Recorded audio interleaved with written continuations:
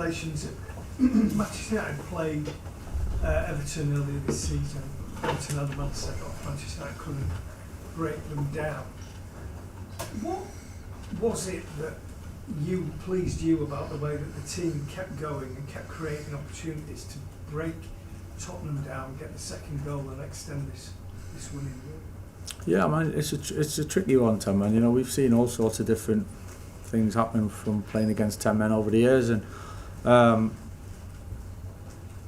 listen, the first goal is normally vital, you know, to get ahead. But I think it's just encouraging the expression and the attacking play, and not so much the enjoyment where you can do what you want and it's playground kind of flicks and tricks, but more playing with a purpose. But really, the confidence, you know, and listen, the first goal ends up coming from a really well worked corner. So there's different ways to get that goal, but the boys pulled it off really well. Credit to Johnny and Hayter who kind of put that together and worked with the boys over the few days of having an idea. So there's different ways you can break teams down, but fortunately for us today we managed to pull it off. Dan? Michael, in terms of Bruno Fernandes, the goal for him, but just really summing up the brilliant few weeks for him, is it fair to say he could be one of, if not the most informed player in the league right now? Yeah, quite possibly. I think Bruno's been, his level of performance over quite a long period of time now has been so consistent. He's always in and around big moments, you know, and he kind of got his fingerprints on it most of the time. So and he just cares so much, you know, Bruno. You can see that he cares so much about the club and wanting the club to do well, the team to do well, and he can play so many different positions. He ended up playing off the left today and got his goal off at the end from playing off the left. So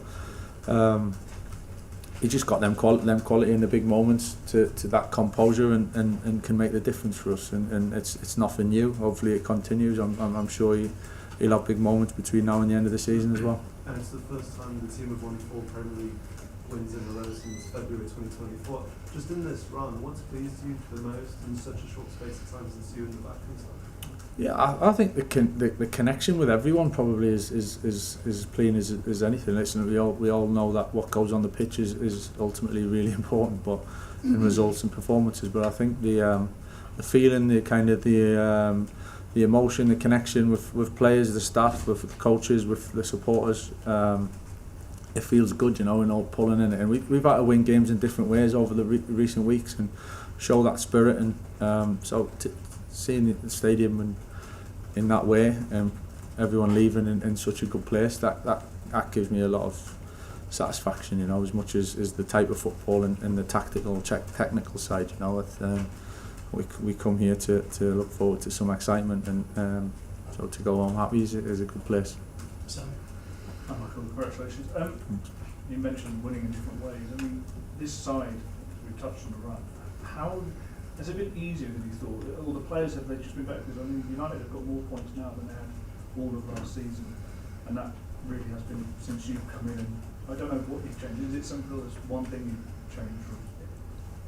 I don't know. I don't.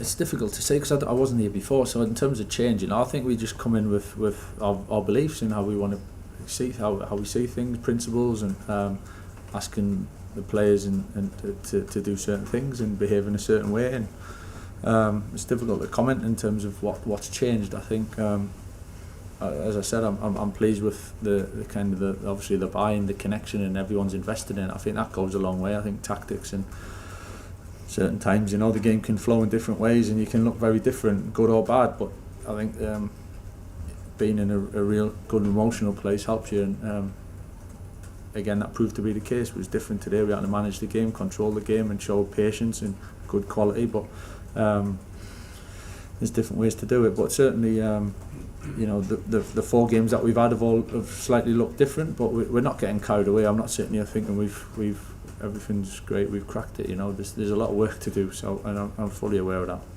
Samuel. Hi Michael. When the team did last win 4 games on the spin, Cobby was integral to that with the goal at Wolves and what have you. Do you feel he's now getting back to the level of those performances in that breakthrough season?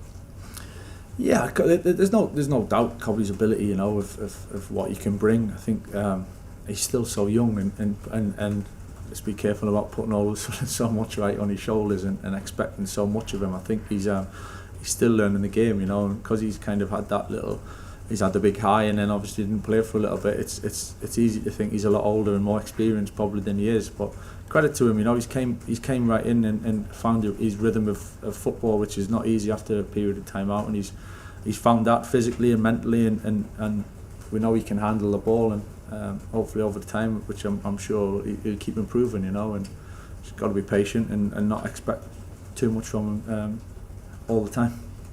Rory? Michael, you're very still on the touchline. You don't kind of gesticulate wildly like some managers choose to. Are you having to like control yourself? Because the adrenaline presumably is pumping at that moment. Are you? Depends if we score or not, I suppose. No, I think it's just managing the moment. I'm not particularly thinking I need to look a certain way, or I'm not into that. It's not a performance for me. It's I'm just being myself. But yeah, surely I think it helps make clear decisions and trying to understand what the game's going on. There's certainly an emotional side, you know. I think, listen, I've made myself look a little bit silly with some of the celebrations for certain goals that we've had, but that's part of football, and you've got to enjoy the moments at certain times. But there's definitely an element of trying to be calm and thoughtful and calculated at the right time as well. Rob?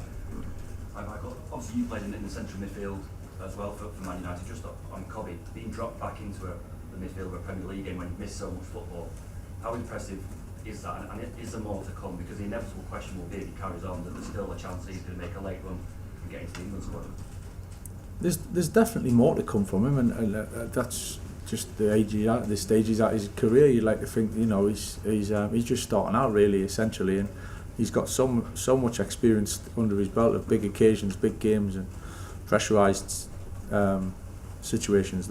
That's going to help him, you know, develop, learning the game, you know, and playing next to Cassie and learning off him things that he's probably not even realising he's picking up just playing next to him, as well as the other players around him. I think that's just part of his kind of journey to learn and develop. But as I said, I'm really conscious that he's come in, he's played the 4 games and he's found his rhythm.